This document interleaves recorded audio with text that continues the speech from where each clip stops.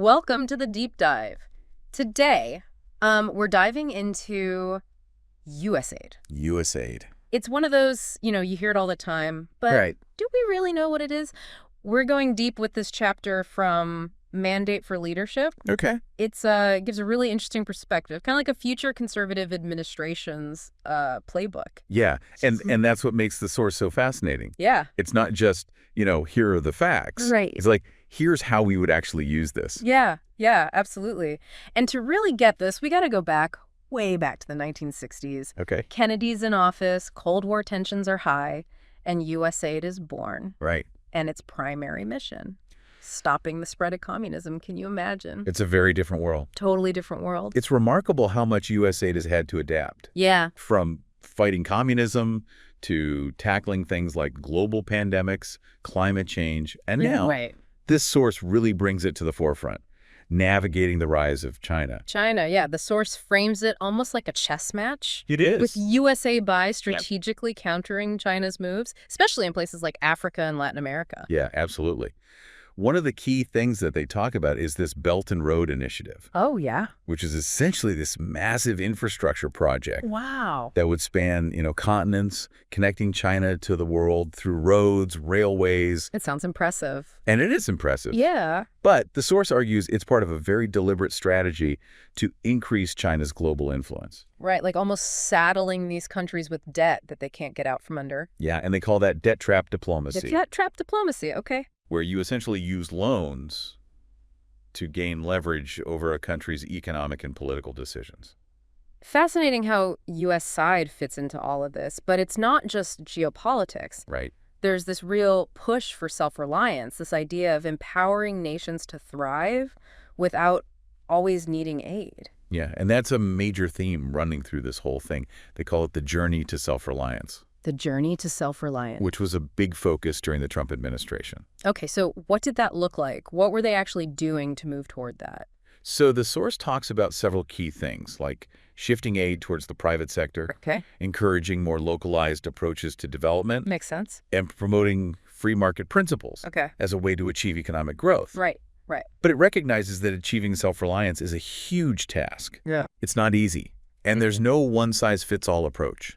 And then you layer on top of that climate change. Which is a huge factor. It's not just an environmental issue. It impacts economic development. Right. Political stability, national security, everything. Yeah, it touches everything. And this source really gets into this debate. They do. Especially from that lens of a potential future conservative administration. Right. They question if climate change is really the primary driver of poverty in developing nations. It's a viewpoint that you hear from a lot of conservatives who say, well, is it really? Is that really the root cause of these issues? It seems like they're pushing back on the Biden administration's focus on climate action within USAID, right? Yeah, I mean, you see that in this source, they specifically mention the debate around fossil fuels in Africa, where the Biden administration has kind of pushed for this rapid transition away from fossil fuels. Right. And they say, well, that might be well-intentioned, but could it actually be detrimental to these developing economies? Because that's how they make their money often. Right, exactly. It's like this, how do we balance? I mean, these are real threats. It's a tough needle to thread. Yeah, it is. Because you can't ignore the potential economic impacts of moving away from those resources too quickly. Right. And the source kind of hints that a future conservative administration might take a different tack. A little bit more of a balanced approach. Yeah. Considering both the economic needs and the long-term implications of climate change.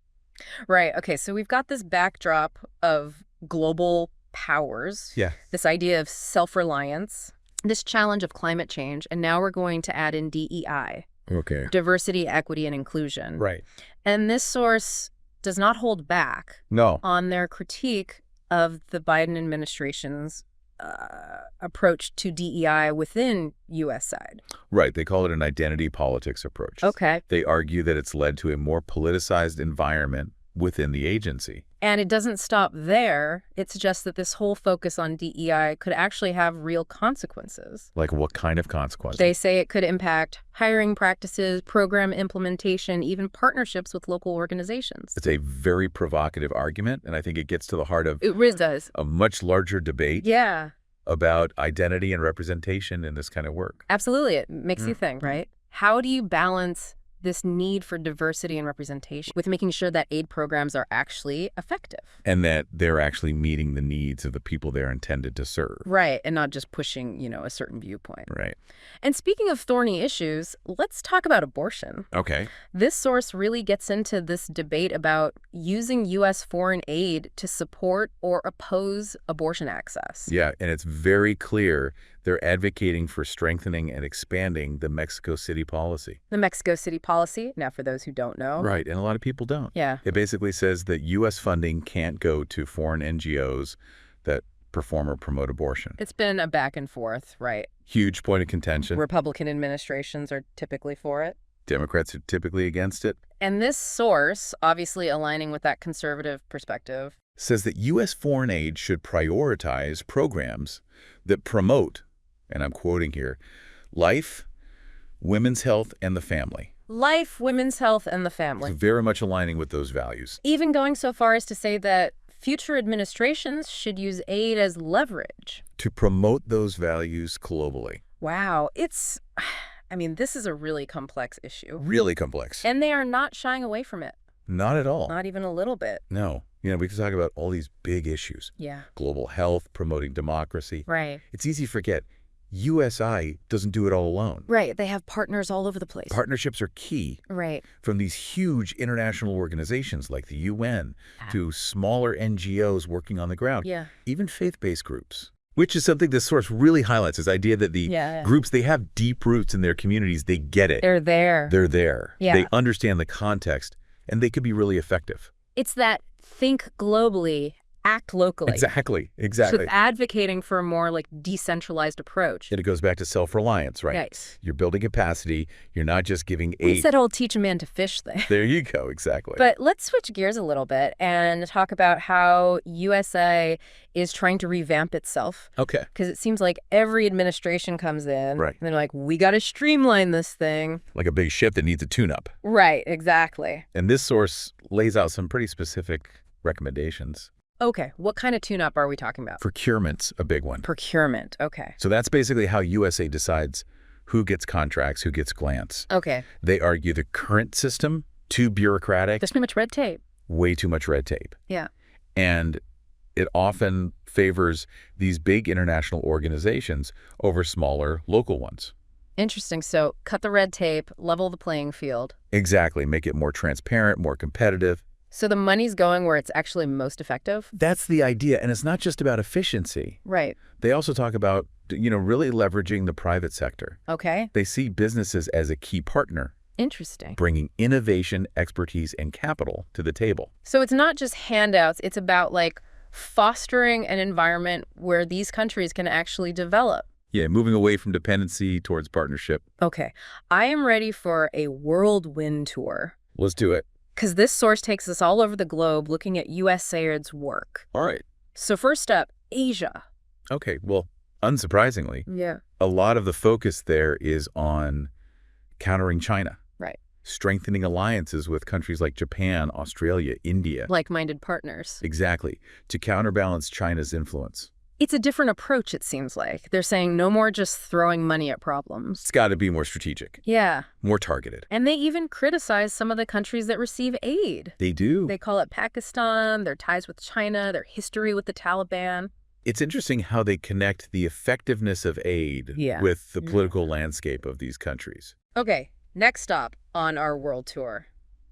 Middle East. Another region where there's no shortage of challenges. Not at all. And here, the big focus is on Iran. Iran? Okay. Countering their influence. Right. They want to see USA strengthening those Abraham Accords. Those are a big deal. Huge deal. Historic agreements between Israel and several Arab states. So they're basically saying use aid to build bridges to support this kind of cooperation. Exactly. And they also suggest maybe reconsidering aid to countries closely aligned with Iran. Like Iraq, for example. Exactly. So again, aid is a tool, right? A carrot and a stick. Carrot and a stick. Okay, what about Africa? Africa, they're a huge recipient of USA funding. Right. But they face some of the biggest development challenges. And they really go after past efforts in Africa, don't they? They argue that billions of dollars have been spent. Right. And yet, poverty, instability, corruption. These things are still rampant. They even say that USAID has, accidentally helped prop up some of these corrupt regimes. Yeah, it's a pretty harsh assessment. So what's the solution? They say shift away from those big international organizations. Right. Focus on empowering local African groups. Again, that local. Local. They're really big on that. Because they understand the nuances. They're there. They're there. Yeah. They could develop solutions that actually work. And they point to programs like PEPFAR, right, the HIV/AIDS initiative, as a good example of that. Okay, last but not least, we got to hit Latin America. Latin America. This is interesting. Yeah. Because they paint a very different picture here. They say the rise of leftist governments in places like Mexico and Chile. Okay. That's a direct challenge to U.S. interests. Interesting. So how does that connect with USAI? They argue that past aid efforts, often focused on, traditional development assistance, right, haven't really addressed the root causes of these problems. So they're saying it's created an opening for these leftist governments to kind of step in? Exactly, offering a different model. Okay, so what do they propose for Latin America? A pretty radical shift. Okay. Moving away from traditional aid. Towards? A model that emphasizes free markets, okay, promotes trade and investment. Less government, more free market. Exactly. They believe that's the path to lasting prosperity and stability. Wow. Okay, so we've covered a lot of ground. We have. This source clearly has a very specific vision for USAID. We've talked about their mission, the programs, where they work, but what about the people, the ones actually doing this work? This source dives into personnel, especially under a potential conservative administration. It's all about having the right people in the right roles. Yeah. To make that vision a reality.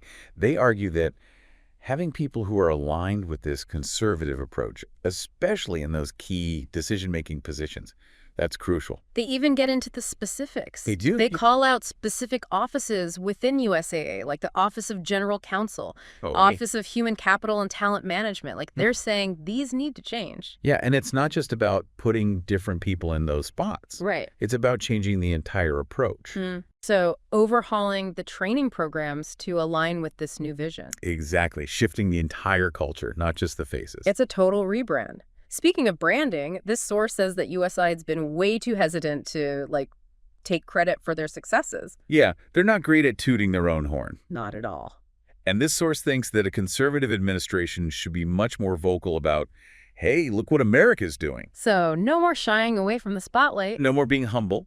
It's about promoting those American values. Yeah, it's an interesting take. So it seems like this source is saying that promoting American values and interests should really be front and center in everything USAID does. It's that question of what's the purpose of foreign aid, right? Right. Is it just about helping other countries, or is it a way to advance U.S. interests globally? And they're definitely leaning toward the latter. Yeah, it's a complex issue. Incredibly complex. And, as we've seen, this source lays out a very clear vision for how USAID could be reshaped. It's a roadmap, for sure. It's been fascinating taking this deep dive. Absolutely. Looking at this potential conservative playbook for USA's future, seeing how these ideas might actually play out in the real world, is fascinating stuff. And on that note, we'll leave you with a final thought. The source argues that USAID should strive to make itself obsolete, that the goal is to empower nations to the point where they don't need foreign assistance anymore. So our question for you, is that even possible? Can an aid agency really work toward putting itself out of business? Think about it. This is The Deep Dive. Signing off. Until next time, keep those minds curious.